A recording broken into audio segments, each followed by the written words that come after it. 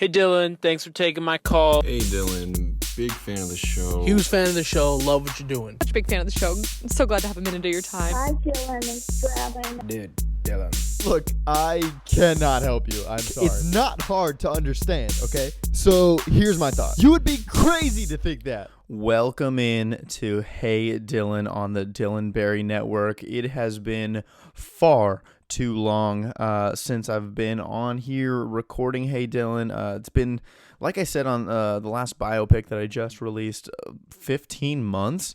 It's taken that, a global pandemic, and for me to get out of a little bit of a contract, but I am here. I am back to give the people what they need, which is my voice, my take on life, on culture, on reality itself. I started this show, I was 23 years old, and I knew then that as a 23-year-old that I had all the answers to everything, every question, every opinion, every take, and the world needed that, because when you're 23, you really think you know everything, but then you turn 24 and you realize, wow, gosh, I know so much more, but something happened to me recently, and it was that I turned 25 years old, 25, and so with that, it just so many more thoughts, opinions that matter and that need to be out there in the world. And I do want to say welcome to any new listeners of Hey Dylan and this new resurgence. Like you heard maybe in the opening, I'm on all different types of networks now. Anywhere you get your podcasts, you can find the Dylan Berry Network. You can send it to anyone you want. But this is Hey Dylan, the show that I give my thoughts and opinions. Usually I'll take callers, something that's on my mind, something that's relevant, that's happening in the world. And that's going to take us into something that got me real hot and passionate last weekend. Those of you who follow me on social media might have seen something that I did last weekend, and it's a revelation I had, and you got to take part in it. And today I'm going to get to the bottom of it, but before I get there, I want to tell you how I got there. So last week we released an episode of Biopic. It was a great episode with a great friend, Josh McGuire, where we talked about The Social Network. We talked about his favorite movies, but with The Social Network, we did the top 5 movies of 2010. A lot of great movies came out that year, but I had so many movies that I hadn't seen. Including the one that won Best Picture in 2011 for the 2010 year, The King's Speech. Now, I do want to say The King's Speech is a great movie. It is on Netflix. Go check it out. But in The King's Speech, there is a great performance by one Geoffrey Rush. Geoffrey Rush, a really incredible actor. You may know him as Captain Barbossa in the Pirates of the Caribbean movies. A great villain. But in his more iconic role, he is Casanova Frankenstein in the movie Mystery Men. Now, Mystery Men, gosh, if you haven't heard of or seen Mystery Men, well, gosh, you're welcome for giving you the recommendation right now. Mystery Men came out in 1999. It's kind of an anti-superhero movie. Really great, starring Ben Stiller, Greg Kinnear, Geoffrey Rush. Like I said, along with a few others that you may recognize or remember. Kel from Keenan and Kel, he's in that movie. Yeah, that's right. Really great, just way to end the 90s there with Mystery Men. But basically, I watched The King's Speech, saw Geoffrey Rush, was like, dang it, I need to watch Mystery Men. So, watched Mystery Men, and as I was watching, I focused in there on Ben Stiller, one of the main roles there, as Mr. Furious, and really got me thinking about Ben Stiller and kind of the roles and movies he's in, and he's really great. And I was probably surfing on my phone on Twitter or Instagram during the movie, and gosh, I saw a Paul Rudd meme, and something clicked in my brain that, oh my gosh, Paul Rudd and Ben Stiller are the same exact person. What I mean by that is that they are interchangeable. They are completely interchangeable, I think. In any movie that Ben Stiller's done, I think Paul Rudd could have done it. And then same with Paul Rudd. Any movie he's done, I think Ben Stiller could have done it. And this just unraveled so much in my brain, and it was racking. I went through all their movies they went through. I was just thinking about them all, their impact on culture, society, and just the fact that they are both these charming, average white guys who are not hot, but like are so lovable, but have their moments where just like you want to be friends with them. They're comedic geniuses at times. And yeah, it just got me thinking, who's better? is it Paul Rudd? Or is it Ben Stiller? And so, of course, I did what any smart 25-year-old would do in 2020. I took to Instagram and I put up a poll on my Instagram and I said, who's better? That's all I said. Who's better, Paul Rudd or Ben Stiller? And I got to be honest, the results did shock me. And I'll get to the results towards the end of the show. But what I want to do now is I want to break down who is better. And we're going to take some calls here. I got some great voicemails from some passionate listeners about who they chose and why they chose that person. But before we get into those, I want to take a real quick peek at kind of these guys' filmography, these guys' past, because they both came on the scene really in the 90s. I think Ben Stiller probably had a little bit better of a 90s. But then in the 2000s, they were punch for punch. Great movies, great impact there. But then the 2010s, it's really where you saw Paul Rudd take over in current day. And I think when people were voting, they had Paul Rudd fresh on the mind. But yeah, so if we go back to the 90s, Paul Rudd came on the scene really with a movie called Clueless, which is a classic. A lot of people hold that movie up high regards as such a rewatchable, such a lovable film. And Paul Rudd's character in that movie, really, really great, really special. Even though, spoiler alert, he falls in love with his sister in that movie. So yeah, if you haven't seen that movie, I mean, there's some context there, but still, that's the basis of it. And then Ben Stiller, though, he had one heck of a 90s. He had heavyweights in the 90s, right? Tony Perkis. You kidding me? Tony Perkis in heavyweights? Incredible character. And then, of course, Mystery Men came later in the 90s as well. But Ben Stiller had some impact with Saturday Night Live, which we'll talk about, too, a little bit here from the 90s. And gosh, you can't also forget about his little role as the guy that ran the old folks' home in the movie Happy Gilmore. Yeah, pretty great if you remember that. Gosh, hopefully he's not taking care of people today in old folks' homes. We need those people more. Never Reality Bites, another movie that was special. And then he had the Ben Stiller show too. Didn't go for too long, but he had that show in the 90s, The Cable Guy. Pretty impactful stuff. And then, he was in a TV show too, but we'll get to that. If we move to the 2000s now, this is where, again, it gets punch for punch, pretty crazy. Meet the Parents was a big movie for Ben Stiller. Zoolander, 2001 was huge. The Royal Tenenbaums.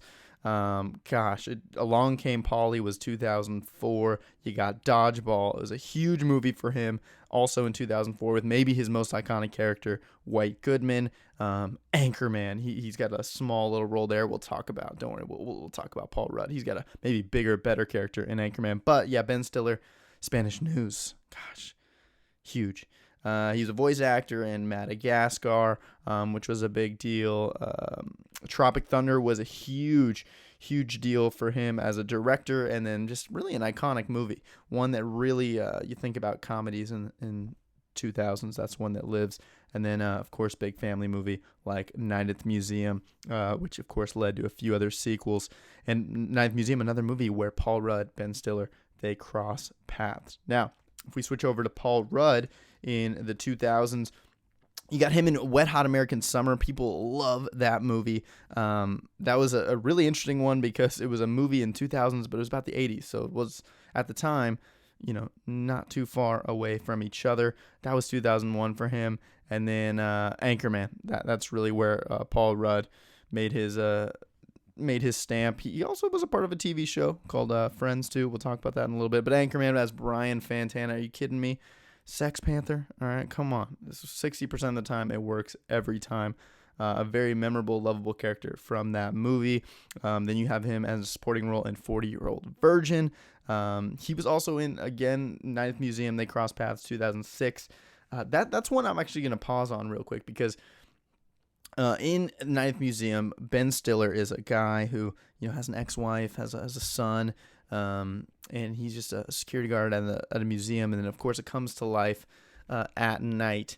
But Paul Rudd plays the boyfriend of the ex-wife there, and he's just a super goofy dude, phone on the belt there, and just super goofball, while Ben Stiller, of course, the everyman who, just wants to get his wife back, just wants to save the relationship with his son. I think Paul Rudd probably went out for the role of Ben Stiller. The Ben Stiller ended up getting. They probably battled it out, and they said, you know what?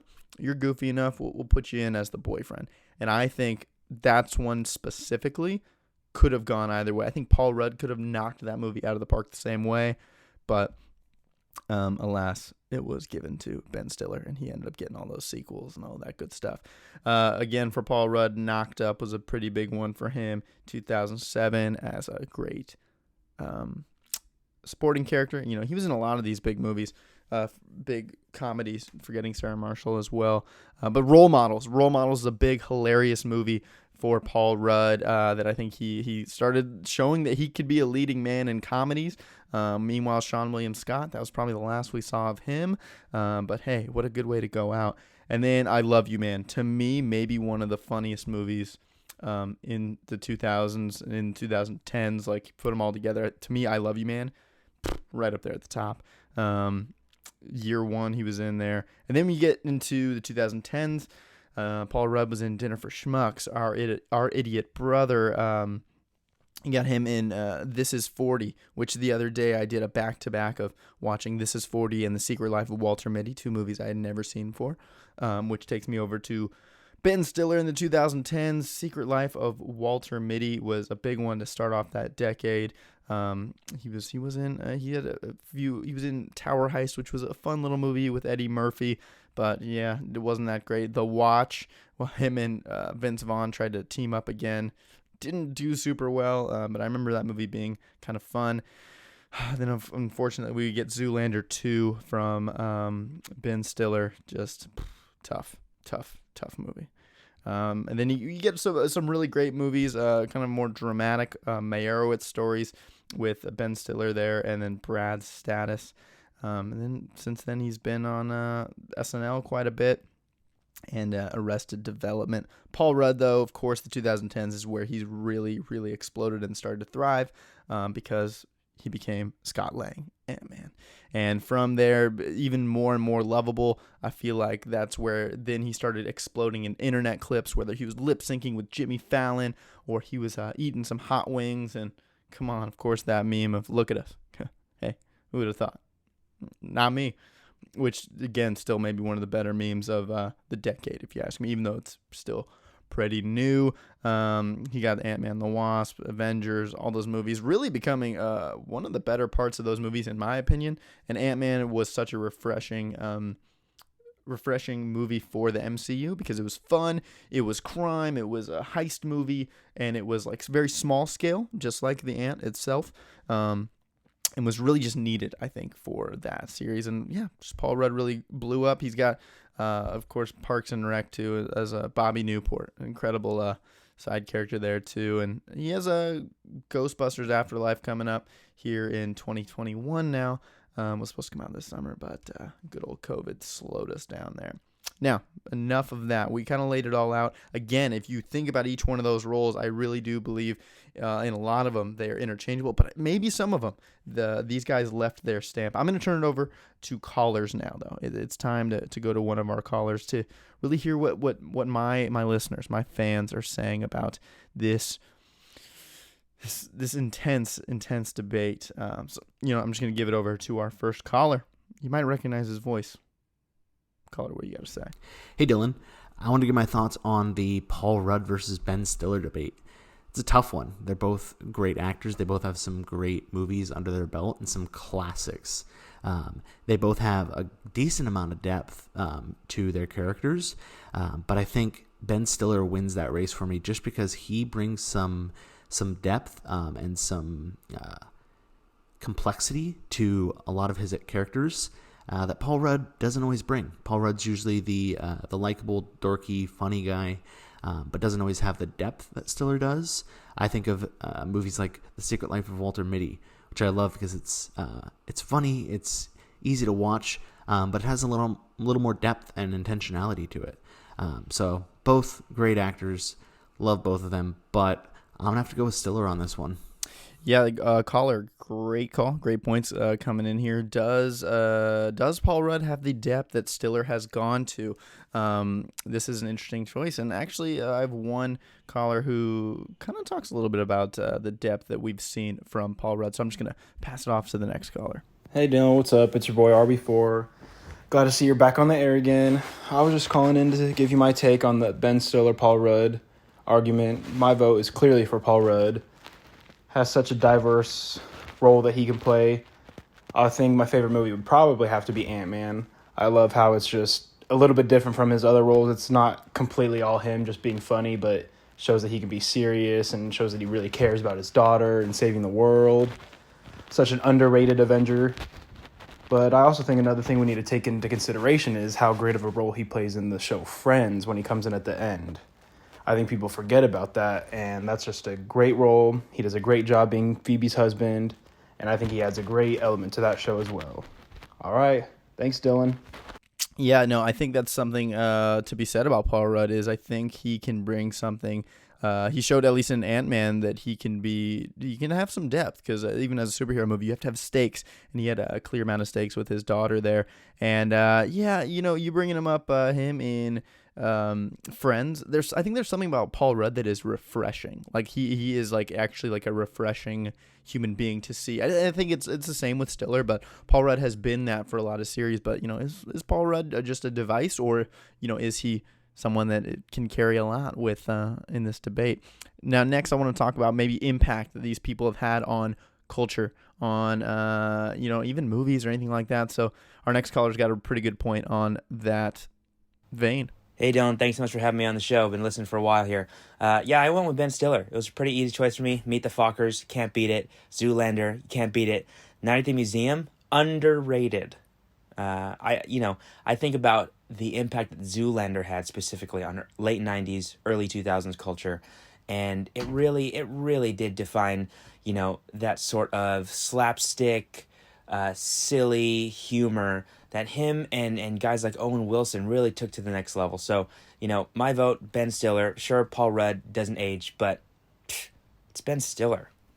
Now, this is more great points here. You think about Zoolander coming out. It was a movie that kind of made fun of an industry that took itself really seriously. And from there on out, we saw a lot of movies that did the same. I mean, Anchorman was like that. I mean, anchors, new as anchors, they take themselves very seriously, so we made it silly. And then you saw that with so many sports movies that came out later, like Talladega Nights or Blades of Glory, where they took industries that took themselves seriously and made it silly. Even Tropic Thunder is that with Hollywood, showing how silly actually Hollywood is. And it's very, very genius from Ben Stiller. So he definitely did have that impact. But you bring up Paul Rudd being ageless. That is a 100% fact. When I thought about these two guys, I thought, Ben Stiller probably's got 10 years on Paul Rudd, because you think about their careers, you think about, how they look. Ben Stiller is 54 years old. Paul Rudd, 51 years old. Go and look up Paul Rudd right now. Are you kidding me? 51? Paul Rudd definitely has that advantage there. Let's hear maybe what other advantage Paul Rudd has from our next caller. Hey Dylan, my name's Melanie. I'm such a big fan of your show. I listen to it every week. Sometimes it helps me get through my day-to-day. I've written articles on you. Frankly, I'm obsessed. But I saw your Paul Rudd and Ben Stiller comparison, and I feel very strongly. I voted actually for Paul Rudd because Paul Rudd knows the difference between a grande and a medium. If you go into a Starbucks and you order a size, it's not actually a grande, and he got the importance of that message out, and now I can go into a Starbucks and say medium, and they don't give me a dirty look, or they don't repeat back, you mean grande, they just say, oh, medium, and that's a big part of my life, and I feel like if it weren't for Paul Rudd, that never would have happened, and I'm just grateful to him. Ben Stiller, what's he done for us? I don't know. Nothing that's made an impact on my life or an impact on the rest of the world. Paul Rudd has. Well said, caller. Thank you again for your love and your support. But yeah, that's a pretty good point. Paul Rudd, of course, you're referencing the scene from Role Models. Let's play a little audio from that scene. Good morning. Can I take your order? Can I get a tall chai? A large black coffee. A what? Large black coffee. Do you mean a venti? No, I mean a large. He means a venti. Yeah, the biggest one you got. Venti is large. No, venti is 20. Danny. Yeah. Large is large. In fact, tall is large, and grande is Spanish for large. Venti's the only one that doesn't mean large. It's also the only one that's Italian. Congratulations, you're stupid in 3 languages. Look, Dick, venti is a large coffee. Really? Says who? Fellini? How much is that? Here's a 10. Do you accept lira, or is it all You know euros what? Just now? keep the change. Jesus, Dan, you know what they call Yeah, there's no debating that Paul Rudd has absolutely impeccable timing, and even the way he can rant, and he can be a talker too. And even in that scene, yeah, that's kind of a different side of Paul Rudd. He's kind of a jerk actually in that movie. But again, he still kind of plays it well. But gosh, you just still love Paul Rudd. Now, we're on the Paul Rudd train. Let's kind of keep it going. We got a really, really smart caller, really passionate up next here. Let's hear what she has to say. Hey Dylan, Kristen here. Love the show. Love listening to you. Really excited to be on. Now, when it comes to the Paul Rudd, Ben Stiller debate, I have to go with Paul Rudd. I feel like he's the goofy kid in high school who you should have paid more attention to, maybe the one who got away. And Ben is just the goofy English, maybe drama teacher. We like him, we remember him, but we like Paul more. I'd also say Paul has more of a range. We saw him take on more serious, dramatic roles in Perks of Being a Wallflower and The Fundamentals of Caring, but then he's also the funniest Avenger and comedy gold in basically everything else he does. I'd say Ben may have walked so Paul could run, but I think when it comes down to it, Paul's going to be relevant and more iconic for much longer. Oh, and Jennifer Aniston worked with Paul for 3 different things. She's only worked with Ben for 1 thing, so I think we'd know who Jen would pick, and it's Paul.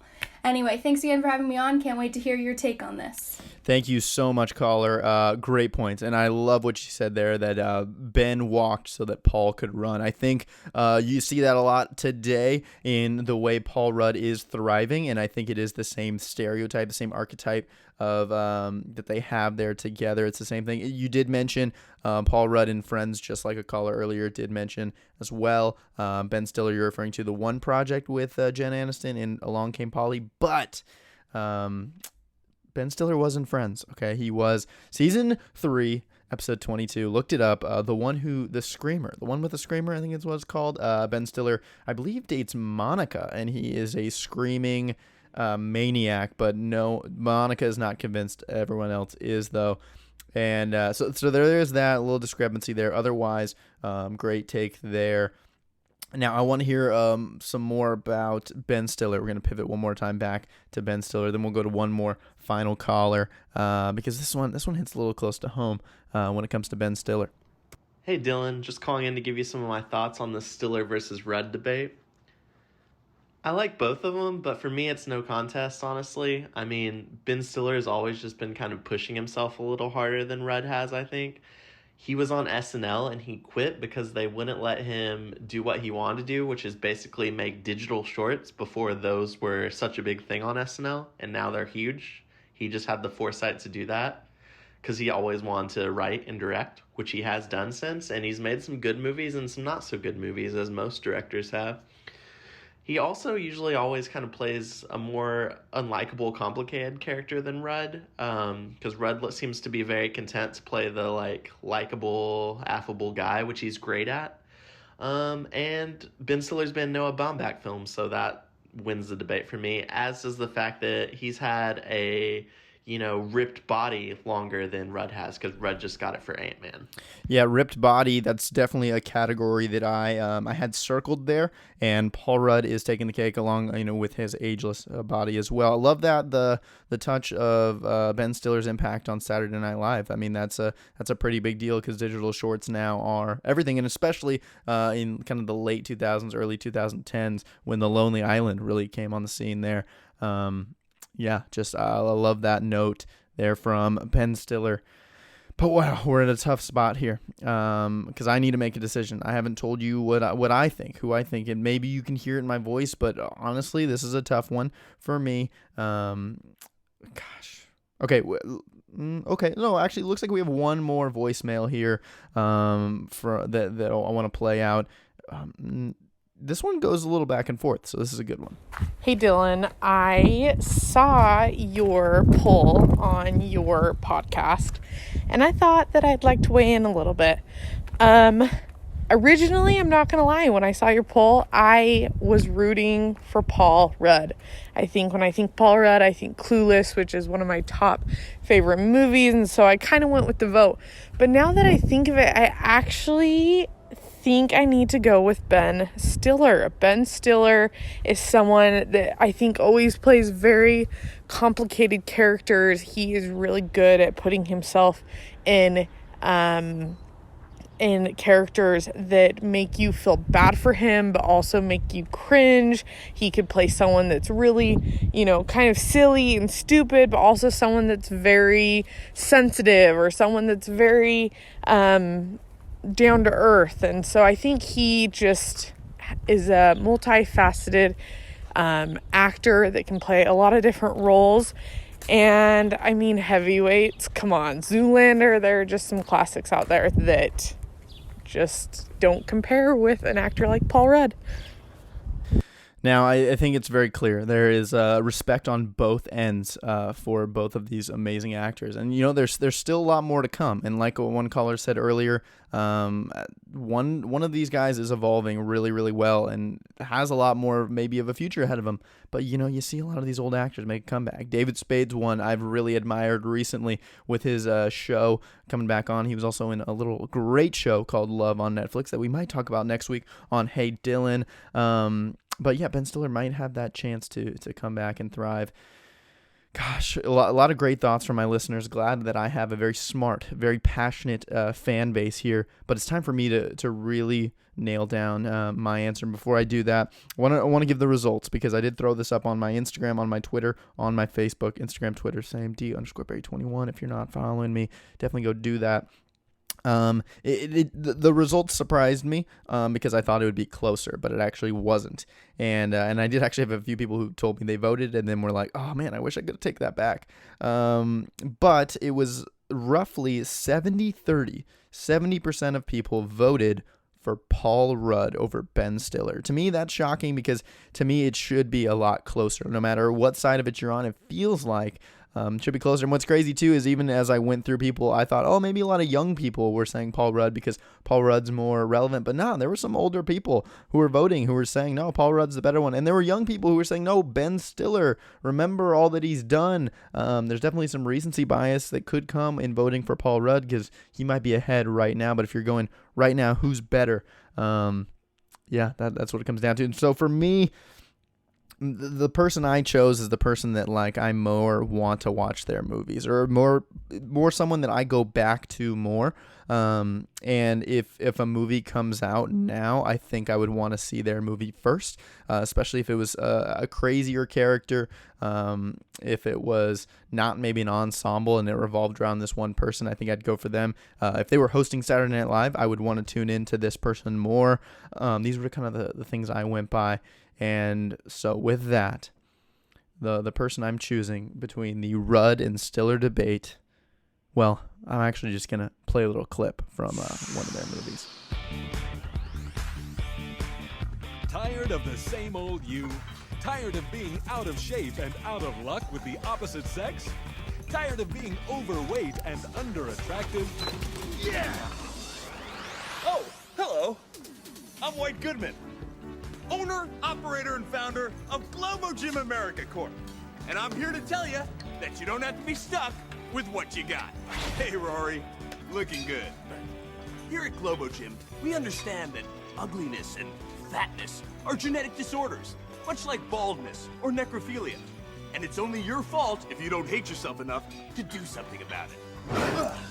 And that's where we come in. Globo Gym employs a highly trained, quasi-cultural staff of personal alteration specialists. And with our competitively priced on-site cosmetic surgery, we can turn that Frankenstein you see in the mirror every morning into a Frankenfine. Of course, you'll still be you in a legal sense, but think of it as a thinner, more attractive, better you than you could ever become without us. How do I know? Well, I'm not only the founder of Globo Gym, I'm also a client. That's me 6 years and 600 pounds ago, before I knew how much I hated myself. There it is. Had to pick Ben Stiller And what better character than White Goodman of Globo Gym to send us out on this debate? I'm going with Ben Stiller, and this is, May 1st, 2020. I'm saying Ben Stiller. And yes, I do think Paul Rudd has a huge career ahead of him, and I do think it's close, by the way. This is a close debate. Paul Rudd has got plenty of time to win me over. But, we heard it here in the chat. So many classics from Stiller so far. There are some classics from Rudd as well. I'm not downplaying that at all, but got to go with Ben Stiller here. Ben Stiller's my choice. And but I want to hear from you. Comment below. I guess there is no comment, but go find me. Let me know who you chose, why you chose it. I do want to hear from you a little more, because this debate is one that I want to revisit maybe 10 years from now on the DBN when we're 10 years down the road. But thanks for everyone who did vote on the poll, who did vote on Twitter, who sent in voicemails. This was a big one, and the DBN is going to stand by the fact that Ben Stiller in May 1st, 2020 is better than Paul Rudd. And if you thought this Hey Dylan was done and could finish right now, absolutely. We're not done, because with the return of Hey Dylan brings the return of something we like to call real talk. I mean, when you think of dominant, this is everyone's first thought. I mean, he's the guy that everyone knows his name. Real talk. Okay, real talk though? Hey, real talk though. Hey, real talk. Hey, real talk though, man. Hey, yeah, real talk though.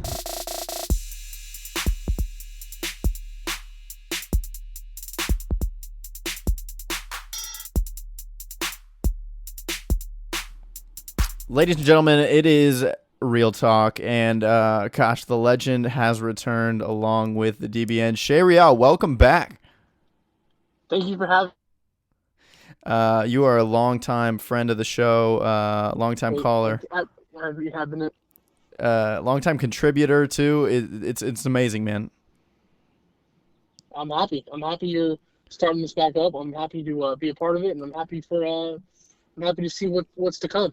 Yeah, your takes are so important to this network. They keep us going, and this week was a big one. I mean, we had a few very impactful things happen. We started off with The Last Dance, and then a few days later, a big mixtape came out from 2010, and one I know that is very near and dear to you. It got released on all streaming platforms. K.I.D.S by Mac Miller. Shay, what was it like hearing that mixtape again in 2020? It was very nostalgic, and for someone who has been listening to Mac Miller since he dropped K.I.D.S in 2010. It was very nostalgic. Hearing some of the songs, it reminded me of being in high school, and I think I was only like a sophomore or a freshman at the time, but it was nice to hear. It was refreshing to hear. I still listen to it from time to time on other, streaming platforms that had it. Not like Apple Music or Spotify or anything, but, it was very far and few between because, like I know when you listen to music, you listen to it like on Apple Music or Spotify, you know, some of the other things you had to like search for, and it just wasn't as often. But, to be able to hear it every day and listen to it every day, it's so nice because, those tracks some of those tracks just have, such good memories for me, especially, hanging out with friends when I was younger, and it was awesome to hear. What's it like hearing it from the perspective, 20 years later, his maybe last album came out just a few months ago, Circles, and now going back to some of his earliest work and maybe even some of his best work. What's it like through that perspective? It's funny because, when you listen to it, I think I'm pretty sure like he was either just out of high school or like just graduated high school when he put K.I.D.S out or when he recorded most of those songs.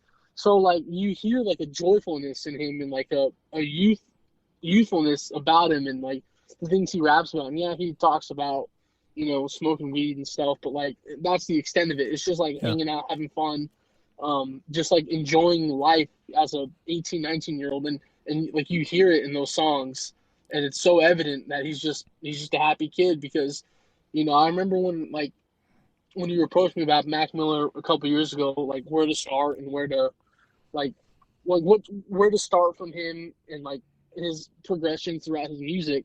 I specifically remember telling you he is, and you hear how like excited he is, and like I said, like the youthfulness in him, Yeah. and it's just like it's crazy to hear that because you know, like his second, third, fourth, fifth project, Yeah. you know, they get darker and Mhm. you know drugs are a little more involved, and Yeah. you know he's going through some things, and Real you drugs, hear yeah. like exactly like you hear like how much of an opposite it is from like kids to macadelic. You know what I'm saying? Yeah. Yeah. It's crazy, but it's really cool to hear. Yeah, he's got a. That's one thing, and we talked about it this week over texting. But like through Mac's whole career, he's been so honest about where he's at. And you know, yeah, as a Exactly. kid, he was so fun, and he would just like rap about silly things like Kool-Aid and frozen pizza, like Exactly. Senior skip day. Senior skip day. And then you know he goes on, and then you can tell he fell into the depths of hip hop success with drugs and sex and alcohol, partying. And he was so honest and so like visceral about his lyrics through there too, and then you know even trying to take care of himself, and then of course falling in love, and then again back to self-care through it all. And I think just hearing even at a young age he was just so honest, and as a kid he embraced being happy and being a kid maybe better than anyone. Exactly. Like I said, like for those of you who listen to this couple songs, even like the titles of the tracks, like it's just like he's a kid, like he's just having fun. Yeah, we got Owl City made just a huge great sample. If that's not going to bring a smile to your face, I don't know what will. Exactly. Another big mixtape actually dropped last night from one of today's biggest rappers, Drake. He dropped a little mixtape last night. What were your thoughts on that mixtape? I mean, only maybe had a few listens. What do you think? Yeah, I've I listened to it, throughout my day at work today. I'm by myself, so I can listen to music. And I think the thing is with Drake, like, I think anything he drops, any mixtape or album he puts out, like, people are gonna love it no matter what. Right. You know what I'm saying? Yeah. And especially right now, people are so starved for something. Yeah. That they'll take anything, and especially Drake, like he's probably at the mountaintop of all musicians right now. I mean, in my opinion. I mean, I don't. Maybe like some pop artists or whatever, but as far as like rap goes, he's the biggest star.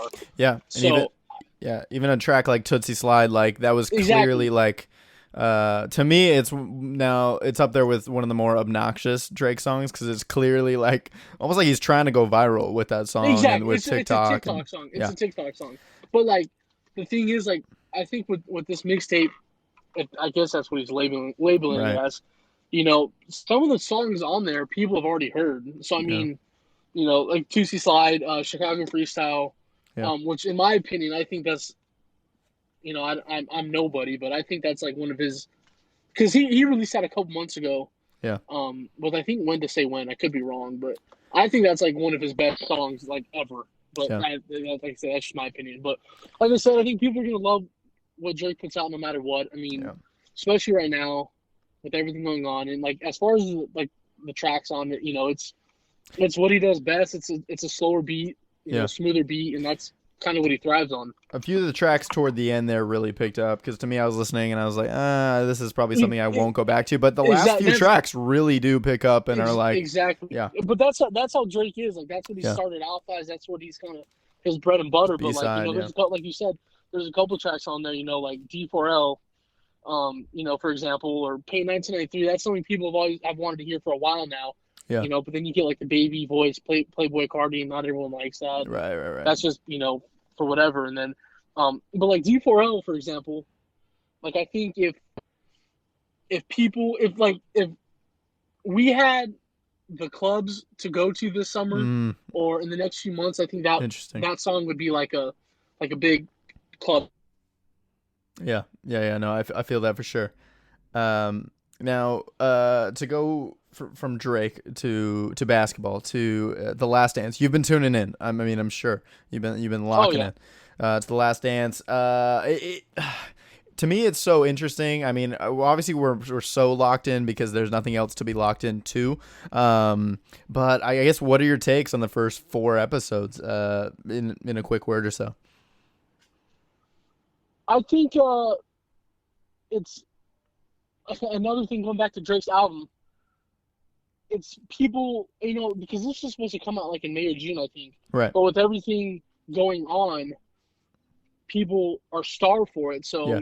Thank you ESPN and the powers that be for releasing it early. But it's so far it's everything I thought.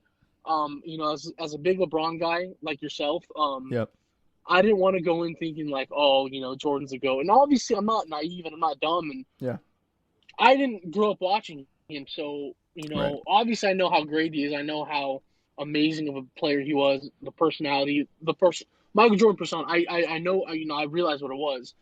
So I didn't want to go in thinking like, oh, LeBron's my GOAT. I'm not going to let anything in here Yeah. sway me. But you see some of these clips like. I might have told you, but like I think episode 1 and 2. Like, obviously, I think episode 1 and 2 kind of started off a little slow. A little slow, yeah. But like they showed some clips of him when he was at North Carolina, and like he was so smooth as a college player. Like Yeah. his jumper, everything about him as a college player, like you don't see that nowadays. And so Uh-huh. and you saw from an early age, like how much of a how like focused he was, and how much of a I don't want to say animal, but he was just like he craved winning, he craved working hard, and like you saw that at an early age, and obviously translated to him in the NBA. But but as far as like the first 4 episodes go, I think they've been good. I think episodes 3 and 4 were much better. Yep. You get the Dennis Rodman episode, and then you get some Scottie Pippen thrown in there, and Yeah, it's contract. I think exactly, and I think there's a lot not being said in these episodes, Uh-huh. and obviously there's some stuff Michael Jordan doesn't want to be said, but I think it is funny how I think it's pretty well known like how much of a gambler he was, and Yeah. he wasn't a saint by any stretch of the imagination, but like how much he's talking about other people doing bad things, but Yeah. yeah, the nothing whole about him. Yeah. The whole storyline around, to me, the release of it all is really interesting because, I think it was Bleacher Report or someone said that Jordan gave the green light after the 2016 finals when LeBron overcame the Warriors. He said, all right, fine, let's run that documentary, and they've been working on it since. And then even the fact that, like, they were going to release it in June when LeBron was set to win another title here in June. Like, it was looking pretty good for LeBron to win a title, and then Michael wanted to come in and maybe steal that thunder again. But like with his finger on every bit, like it's not going to show maybe a bad side of Michael. And so like for me, when I'm watching it, I'm just like, oh man, it's really everyone around him. I'm waiting for it to get drama with Michael. To me, the biggest takeaway is that really Phil Jackson is maybe the greatest coach of all time. To be able to manage all of these egos and then to go to LA and do it again. Because like, yeah, like, and I am a LeBron guy, but LeBron never had a Phil Jackson. Eric Spoelstra, fine coach, down there in Miami, and then Tyronn Lue, fine coach as well. But yeah, it's one of these system things. It's like Belichick Brady. I do think Belichick is going to be completely fine. Brady is going to go to the Wizards, right? Brady's on the Wizards right now, exactly. And we're going to see that play out, and we're going to see Bill go on to do big things if he continues and he doesn't retire. Like these guys are just geniuses. Like 100%. Like I don't like the funniest. I don't want to say the funniest, but like the most telling part of that is like imagine right now, okay. Who's a great team right now? The Lakers, okay? Yeah. Let's say, oh no, who's a good big three? I mean, you could go the healthy Warriors. Okay, healthy Warriors, okay? Let's say Klay Thompson 2 years ago says, hey, I need to go to Vegas for a couple. I need to get out of here for a couple days. Like, nobody's going to let him do that. Like, and especially in today's, like, social media age, like, the internet would explode, like, go crazy. Yeah. And the fact that Phil Jackson like knew like, hey, this is what he needs. This is what he needs to do. I'm okay with it. Like that's so telling to me. I don't know. It's funny also hearing some of these stories too. Like people are talking about like being in the finals with Michael, and the day before game 1, he's golfing with like the commentators, or golfing with Danny Ainge. I think Magic Johnson was on. He's got a clip, and it might be in the next episode. It might have been a tease, but he's like, "Yeah, I was commentating the finals when he was about to go up against Charles or someone, and Michael was out golfing the day before, and."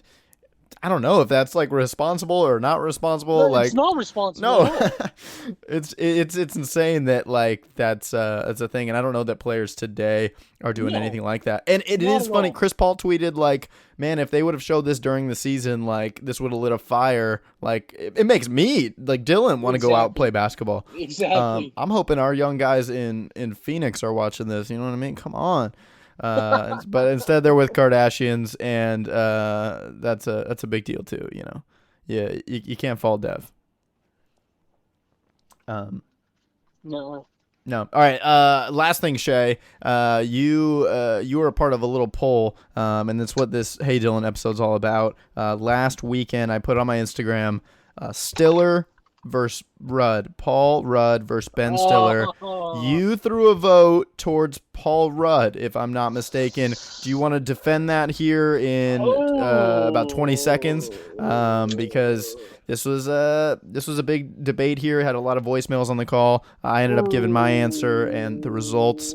But you know, this is real talk, and we need a real opinion. Shay, Man, you went Paul Rudd.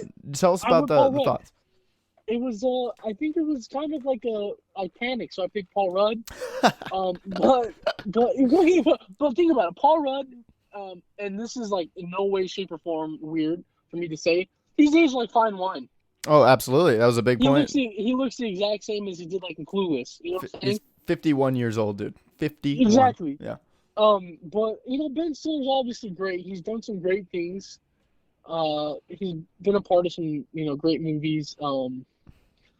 To me, oh man, you stumped me here. You went with your gut though. You went with your gut and you panicked. I went with my gut. I think, panicked and I picked Paul Rudd. Yeah. And you know why? Why is because there's a video of him in the club doing like a peace sign. Dude, when he's like drinking, yeah. And it reminds me of you.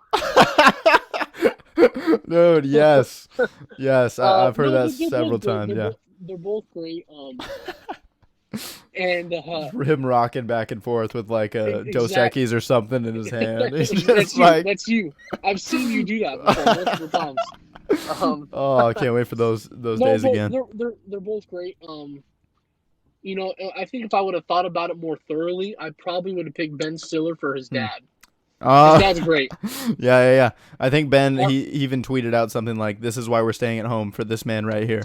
And exactly. Yeah, his dad done some. I don't want to talk about his dad, but his dad's had some great roles in some TV shows. So that's right. But I'm gonna go with my heart. I'm gonna say Paul Rudd because Paul Rudd. Hey, look at us. All right, who would have thought? We're back on the DBN. Exactly. We're back. Look at us. There you go. We're on the same page. There it is. All right. Well, Shay, thanks again for another great segment of Real Talk. Gosh, it's always good hearing from you, man. It's great being on here. Great talking to you as always. Hey, we'll hear from you again soon, especially as The Last Dance wraps up. We'll get you back on here. Maybe we'll come up with some brackets. We got a lot of time on our hands. We got nothing but time. Nothing but time. All right, Shay Real, thanks again. You're the man.